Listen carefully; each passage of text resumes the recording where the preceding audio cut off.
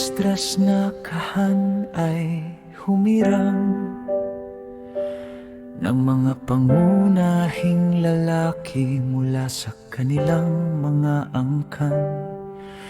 Lahat ayon sa pangalan at sa unang araw ng ika-10 buwan, sila'y naupong magkasama upang siya sa atin ang bagay.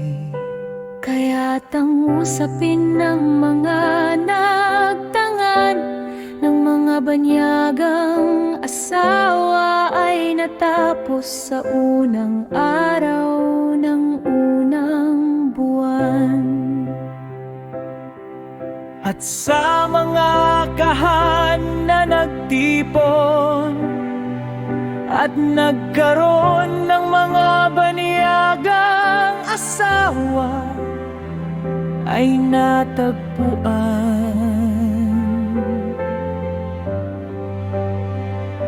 Sa mga anak ni Jesus na anak ni Josebet at sa kanyang mga kapatid, sina Matelas at Eleazar at Yoribus at Euabanus.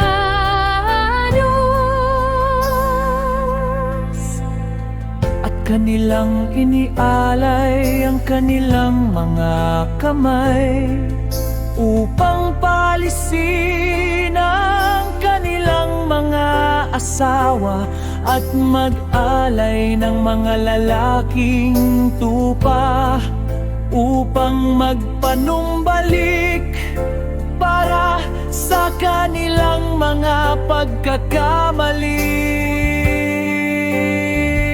At sa mga anak ni Eber, sina Ananias at Zabdeos at Eanes at Sameus at Hirel at Azarias.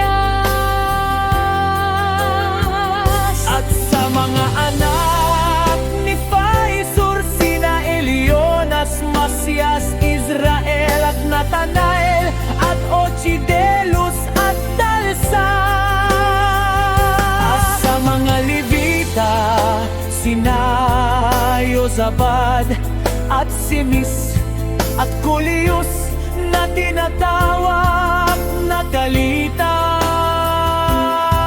at Mateus at Judas at Jonas.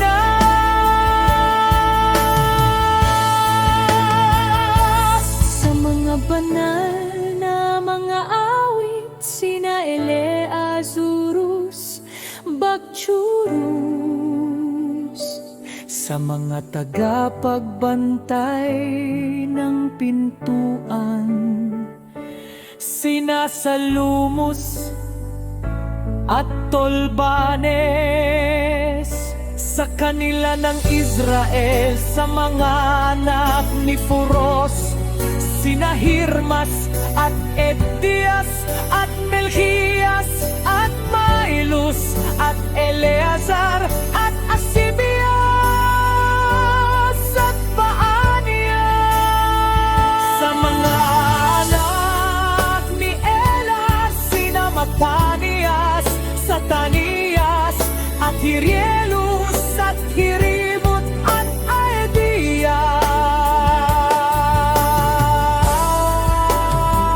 At sa mga anak ni Zamot, sina Eliadas, Elisimus, Otonias, Jarimoth at Sabatus at Sardes. Mga anak ni babae, sina Johannes at Ananias at Yosabat at Amatai. Sa mga anak ni Mani, sina Olamus, Mamuchus, Yedus, Yasubus, Yasael at Hirimo.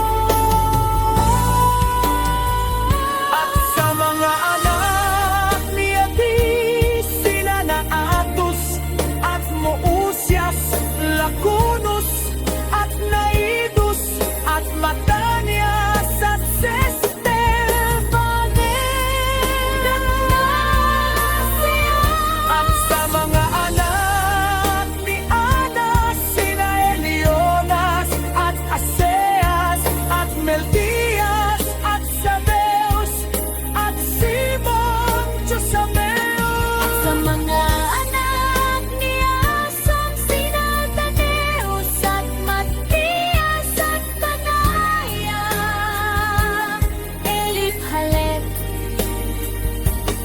at Manases